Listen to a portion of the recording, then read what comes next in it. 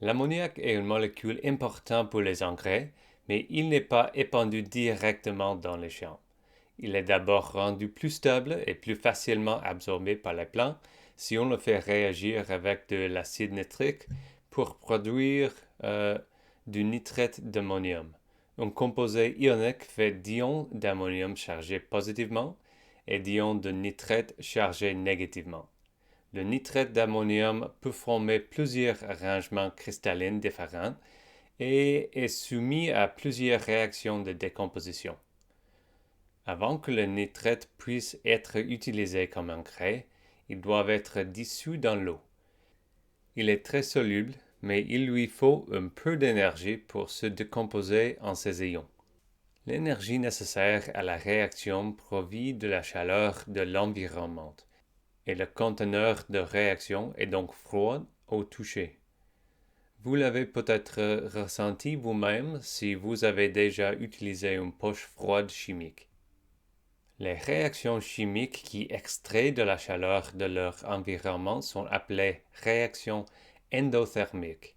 Les réactions qui transfèrent de la chaleur dans leur environnement sont appelées des réactions exothermiques, et certaines décompositions du nitrate d'ammonium entrent également dans cette catégorie.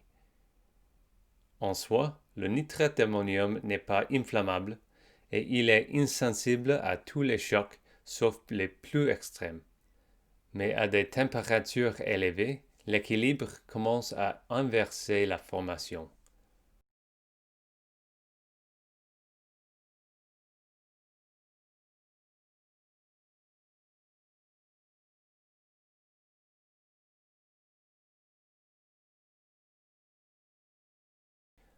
Le dioxyde d'azote a une couleur rouge-brune, caractéristique généralement associée à de l'acide nitrique très concentré, également appelé acide nitrique rouge fumant. D'où provient l'oxygène nécessaire à ces réactions? La concentration d'oxygène atmosphérique est trop faible pour favoriser la détonation. Le nitrate d'ammonium est un oxydant.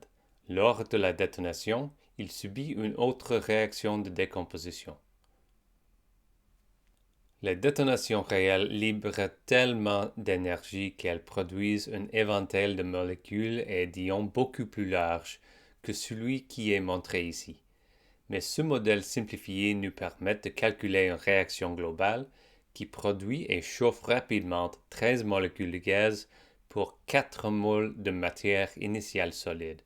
La force de ce gaz en expansion est ce qui donne aux explosifs leur pouvoir destructeur. C'est ce que nous avons vu dans l'explosion qui a dévasté la porte de Beyrouth le 4 août 2020.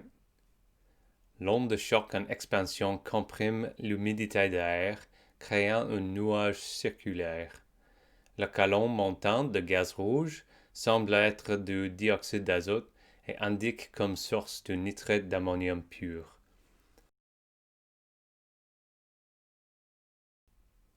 Les explosifs commerciaux contenant du nitrate d'ammonium sont mélangés avec un combustible comme l'huile, la cire ou la poudre d'aluminium pour augmenter l'énergie libérée.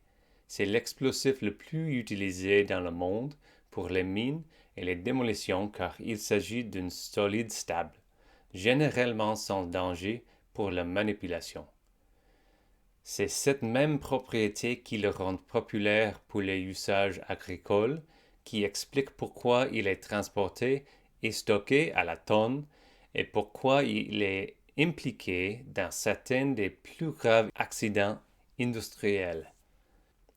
Il faut un grand incendie non contrôlé pour le faire exploser, mais lorsque l'incendie se produit, l'explosion est le résultat prévisible et désastreux.